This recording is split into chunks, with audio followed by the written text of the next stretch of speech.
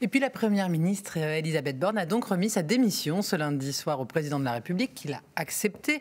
Ce mardi, c'est Gabriel Attal, 34 ans, jusqu'ici ministre de l'Éducation nationale, qui a été nommé à la tête du gouvernement par Emmanuel Macron.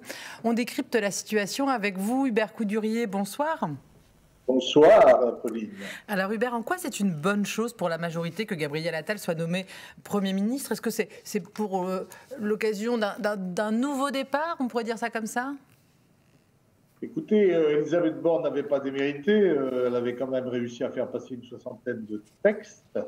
Elle était surnommée Madame 49.3. Elle avait quand même réussi à faire passer laborieusement cette réforme des retraites. Et puis, avec l'appui des Républicains, la loi sur l'immigration. Mais malgré tout, elle était un peu trop technocrate. Et à l'approche des européennes, pardon, le président a souhaité opposer à Jordan Bardella, dont la liste du Rassemblement national devance celle de la majorité présidentielle d'une dizaine de points. Il a voulu le doter d'une tête de liste du même âge, du même acabit, puisque le nouveau Premier ministre Gabriel Attal est un très bon communicant. On l'avait remarqué déjà lors des Gilets jaunes. Il avait été le seul à être capable de s'opposer à Jean-Luc Mélenchon sur les plateaux de télévision quand les ministres avaient plutôt tendance à les fuir.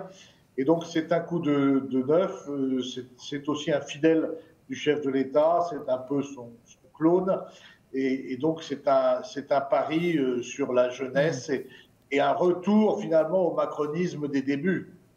Et une bonne nouvelle en tous les cas pour la députée du Finistère, Sandrine Lefeur, qu'on voyait sur les images en 2019 lorsqu'elle avait accueilli Gabriel Attal. On l'écoute d'ailleurs à ce propos. Je ne peux que être ravie. J'ai eu l'occasion de travailler avec lui sur plusieurs sujets. Bon, il y a eu la période du glyphosate où Gabriel Attal, en tant que député, m'a soutenue sur le sujet du glyphosate en 2017. J'ai pu lui faire visiter quelques fermes de la circonscription, justement des fermes un petit peu différentes, atypiques, en vente directe, en bio, etc. Donc il est sensibilisé sur ces sujets qui me sont chers à moi également. On ressent à l'Assemblée nationale que les jeunes parlementaires et les parlementaires plus âgés n'abordent pas les choses de la même façon. Donc c'est important qu'on puisse travailler ensemble, mais c'est aussi important qu'on puisse faire confiance aux jeunes et à leur façon de faire, qui est sûrement différente des personnes un peu plus âgées, un peu plus expérimentées, mais c'est pas pour ça qu'on le fait moins bien. Et puis pas de bon signal pour l'opposition. Le choix d'Emmanuel Macron est décrié par Pierre-Yves Cadalin, le représentant des Insoumis bretons. On l'écoute au micro de Christophe Boucher. C'est un porte-parole de l'Élysée qui arrive. Déjà, il va falloir voir s'il se soumet à une exigence démocratique basique, c'est-à-dire le vote de confiance à l'Assemblée. Y a-t-il une majorité pour ce gouvernement? Je ne pense pas, car la donne politique n'a pas beaucoup changé. Gabriel Attal lui-même, d'ailleurs, est comptable du bilan d'Elisabeth Borne, de la retraite à 64 ans, de la loi inspirée directement de Jean-Marie Le Pen sur l'immigration. Et de fait, eh bien, il n'y a que de la continuité ici. D'ailleurs, dans une forme d'indifférence générale, je ne sais pas, mais autour de moi, autour de tout le monde, je vois que ça n'intéresse pas grand monde ce remaniement en un sens. Tout le monde sait qu'il y a de la continuité, il n'y a que ça. Et tout le monde en a un peu soupé de la politique d'Emmanuel Macron. Voilà pour quelques réactions bretonnes, on en entendra d'autres dans la semaine. Hubert, Gabriel Attal avait l'habitude de venir se ressourcer en Bretagne, dans sa maison familiale de l'Île-aux-Moines. Peut-il y avoir du mouvement du côté des figures politiques bretonnes d'ailleurs, avec ce nouveau gouvernement qui va être annoncé?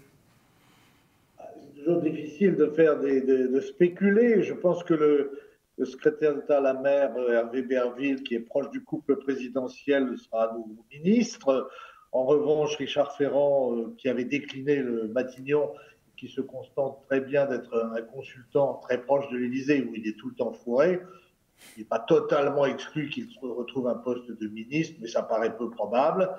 Quant aux députés, que ce soit Erwan Balanant, Jean-Charles Larsonneur ou Éric Bothorel, qui ont voté contre la loi immigration, eux, ils sont carrément en tricard maintenant à l'Élysée. Ils n'ont aucune chance d'avoir un poste de ministre. Quoi qu'il en soit, de lourds défis attendent le gouvernement dans un contexte géopolitique extrêmement tendu et avec un pari économique difficile, avec la remontée du chômage, un endettement encore très lourd. Donc, de toute façon, ce ne sera pas un chemin bordé de roses. Merci Hubert. J'imagine que vous y reviendrez dans le Café du Commerce en fin de semaine, votre émission. Absolument.